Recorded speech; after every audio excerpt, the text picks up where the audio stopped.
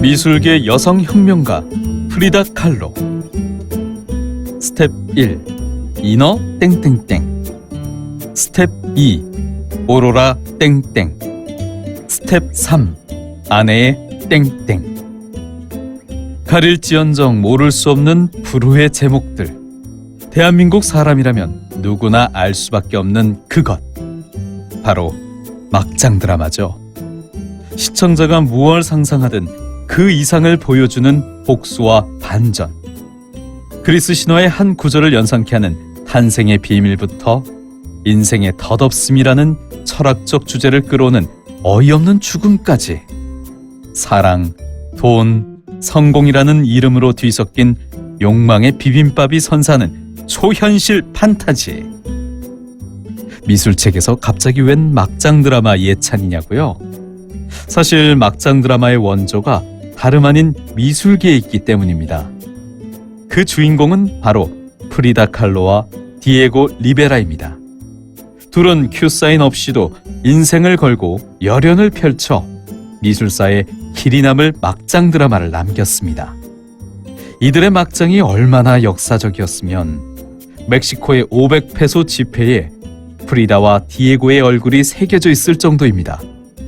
그렇다면 그 이야기를 알아보지 않을 수 없겠네요. 먼저 예고편을 볼까요? 프리다는 말합니다. 내가 살아오는 동안 2번의 큰 사고를 당했는데, 첫 번째 사고는 경전철과 충돌한 것이고, 2번째 사고는 디에고와 만난 것이다. 남편을 만난 것이 사건도 아니고 사고라니. 도대체 어땠길래? 이제부터 원작의 감동을 느껴보시죠.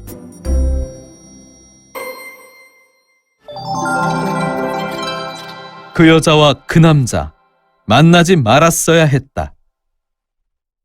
고통의 여왕이라고 불릴 만한 그녀 프리다 칼로. 그녀의 고통은 오른발 소아마비로 시작됩니다.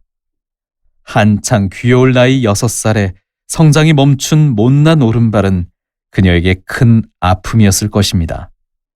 오른발은 평생 프리다를 괴롭힙니다. 결국 그녀가 죽기 얼마 전 절단하기에 이른다는 슬픈 사실. 그럼에도 프리다는 강했습니다. 1922년 멕시코 최고의 명문 학교인 국립대학 예비학교에 입학합니다. 아픈 오른발 때문인지 의사가 되겠다는 꿈을 품고 말이죠. 그런데 운명은 가혹하게도 그녀를 또다시 고통에 빠뜨립니다. 그야말로 꽃다운 나이 18. 프리다를 태운 버스가 경전철과 심하게 충돌합니다.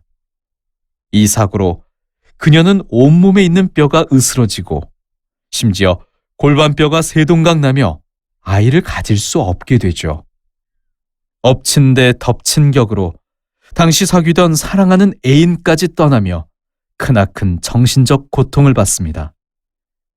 몸과 마음이 모두 나라 끝으로 떨어진 절망의 순간, 프리다는 다시 태어납니다. 나는 원래 의학을 공부하고 싶었지만 지금 내 안에 흘러넘치는 에너지를 느끼고는 무언가 다른 걸 한다는 건 의미가 없다는 걸 느꼈다. 그러고 나서 나는 앞뒤 생각할 것도 없이 그림을 시작했다. 한 번도 자신의 것이라고 생각하지 않았던 붓을 들고 그림을, 정확히 말하면 자기 자신을 그리기 시작합니다.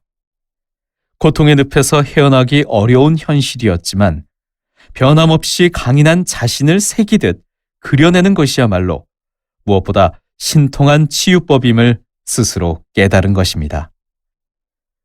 19의 프리다가 고통으로 가득한 삶 속에서 그림을 건져 올리고 있을 때 디에고 리베라는 무엇을 하고 있었을까요? 당시 그는 이미 40을 넘긴 멕시코의 국민 화가였습니다. 1910년 썩어빠진 기득권 세력의 방종을 더 이상 좌시할 수 없다며 분노에 찬 멕시코 민중들이 들고 일어납니다. 이 멕시코 혁명 이후 더 나은 멕시코를 건설하려는 부푼 꿈이 가득하던 그때, 디에고 리베라는 거리로 나가 멕시코의 고귀한 역사와 빛나는 미래를 벽화로 그리기 시작합니다. 당시 혁명정부의 요구사항을 군소리 없이 제일 잘 반영해 벽화를 그린 화가라는 점. 이 때문에 벽화 의뢰를 사실상 독점한 것은 숨겨진 사실입니다. 멕시코 시티 내 역사적 장소는 모두 그의 벽화로 장식되기에 이르죠.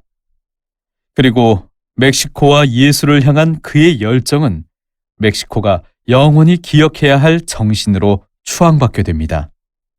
아, 위대한 디에고 리베라. 역사 교과서용 소개는 여기까지만 하겠습니다. 이제 그의 정치적 공적이 아닌 사생활을 들춰볼까요? 아마 우라통이 터질지도 모릅니다. 특히 여성분들은 더더욱 말이죠. 흡사 두꺼비와 하마를 짬뽕시켜 놓은 듯한 외모에도 불구하고 그는 애정 관계에 있어 매우 복잡한 이력을 가진 바람둥이였습니다. 어느 정도였냐고요?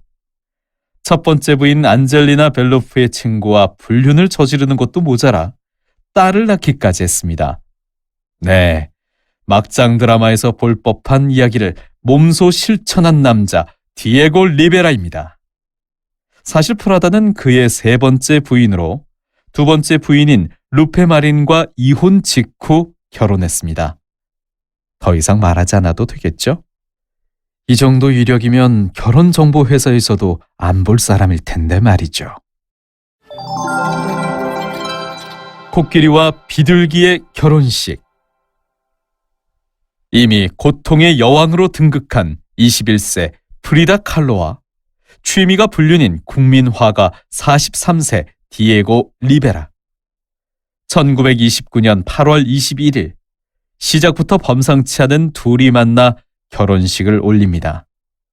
둘을 보고 프리다가 아깝다는 생각을 하는 건 우리만이 아닐 것입니다.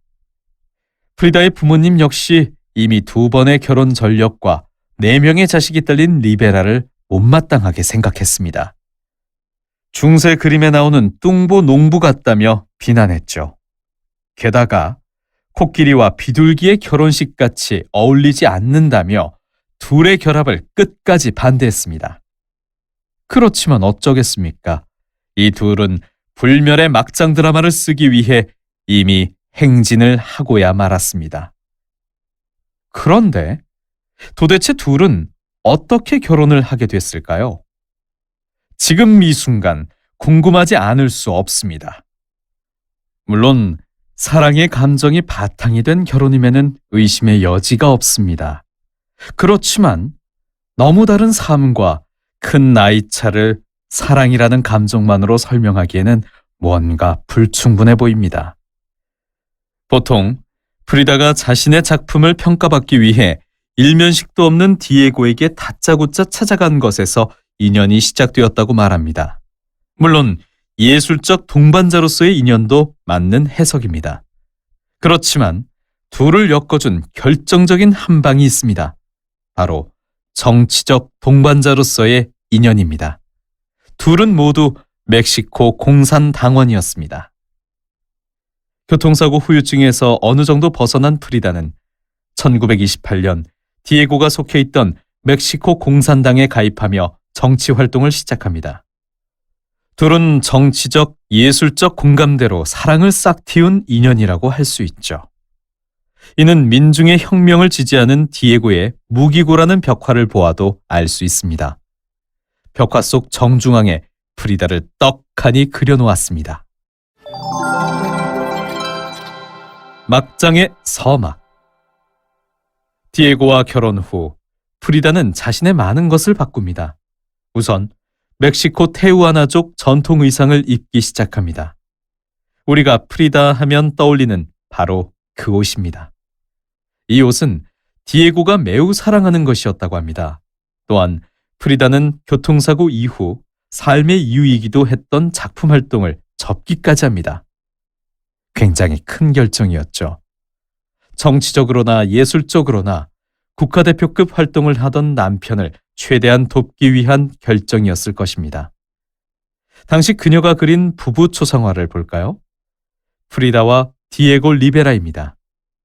거대한 국민화가 디에고 옆에 전통 의상을 입은 프리다는 자신을 매우 작고 조신하게 표현하고 있습니다. 한편 국가대표 예술가 디에고는 결혼 후 더 바빠졌습니다. 워커홀릭이었던 그는 밥 먹고 잠자는 시간을 빼면 오로지 벽화 작업에만 매달렸습니다. 결혼을 했지만 프리다는 디에고를 만나는 날이 별로 없었던 거죠. 게다가 디에고는 2세를 갖는 것에도 관심이 없었다고 합니다. 물론 프리다는 안타깝게도 교통사고로 아이를 가질 수 없는 몸이었습니다. 그러나 현실보다 강한 모성 본능을 지닌 그녀는 아이를 가져보기로 결심합니다. 고통의 여왕 프리다의 도전. 디에고의 무관심 속에 가진 첫 번째 아이는 예상대로 유산되고 맙니다. 이후 그녀는 우울증에 빠집니다. 엄마가 되고 싶어도 될 수 없는 여자. 그녀의 도전은 2년 뒤 두 번째 임신으로 이어집니다. 그러나 끝내 돌아온 건 극심한 복통과 하혈, 그리고 아이를 잃었다는 슬픔뿐이었습니다. 고통에 빠져 병상에 누워있던 그녀에게 디에고가 모처럼 작지만 큰 선물을 합니다. 남편 노릇을 한 것이죠. 바로 종이와 연필을 선물합니다. 결혼 후 3년 동안 그림을 놓고 살았던 그녀는 다시 그림을 그리기 시작합니다. 정말 미친 듯이 몰두하죠. 자신이 체험한 고통을 캔버스에 하나하나 잘라 붙입니다. 우리가 알고 있는 프리다 스타일이 탄생하는 순간입니다. 그 시작을 알리는 그림이 바로 떠있는 침대입니다. 디트로이트의 차가운 공업단지와 메마른 땅이 푸른 하늘을 가로막고 있는 황량한 풍경. 침대 위에 피를 흥건히 흘리며 멈추지 않는 눈물을 흘리고 있는 프리다. 그리고 탯줄에 얽힌 유산의 아픔과 원인이 어찌할 도리 없이 묶여 있습니다. 얼핏 무섭고 기괴해 보입니다. 엄마가 되고 싶지만 될 수 없는 프리다의 처참한 심경이 돌직구처럼 와닿는 작품입니다. 그런데 말이죠. 찢어질 듯한 고통을 치유하고자 그림에 자신의 고통을 뜯어 붙이고 있는 아내를 보며 남편 디에고는 이렇게 말합니다. 프리다는 기존의 어떤 예술사에서도 찾을 수 없었던 개성 넘치는 걸작들을 만들어내기 시작했다. 진실을 직시하고 잔인한 현실을 받아들이며 고통을 감내하는 프리다의 힘이 고스란히 담긴 작품들이었다. 이분 남편인가요? 평론가인가요? 프리다의 고통을 대체 알기나 했던 것인지 의문이 아닐 수 없군요.